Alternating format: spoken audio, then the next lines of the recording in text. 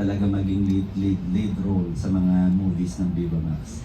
Speechless, pero sobrang thank you. Kasi hindi ko inaakalang makikita ko yung pangalan ko sa gitna mismo. Actually, kay Direk din. Kasi pangalawang beses na namin magkatrabaho, especially kay Boss Vic. Yeah.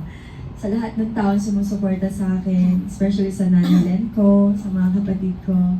And wala, na-speechless ako. Sobrang, hindi ko ma-explain yung nararamdaman ko. Sobrang thank you.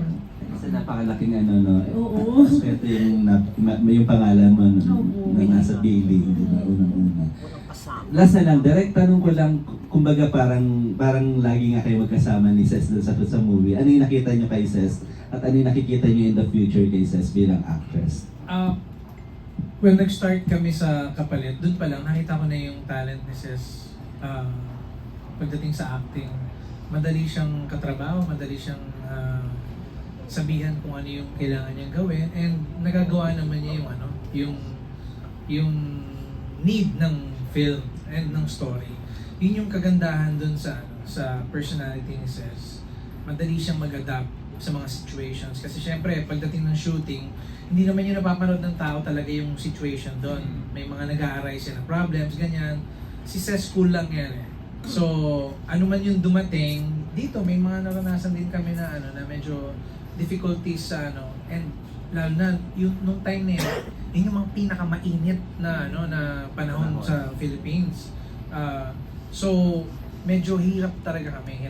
So dagdag mo lahat, pati problem sa sa mismong location, ganyan. Dun sa pinag-shootingan namin, akit baba kami, grabe, 5th floor, 6th floor, umabot kami, tapos bababa na naman ng gano'n. Sarap po ba elevator? Wala akong elevator doon. Oo. Tapos hindi siya hagdanan na yung ganyan. Ano siya, ramp? Ramp siya, paakit na gano'n. So talaga mas mahirap talaga umakyat. Pero sila, tawag dito? Cool lang talaga, na parang wala lang sa kanila. Ako medyo may edad na ako, so hindi sa akin cool yun. So mahirap maglakad eh. So sa kanila, na-surpass naman nila yun. And in my opinion, isa siya sa magiging best Viva Max na lead sa future. Actually ngayon, kaya isa na siya. And may patunay naman.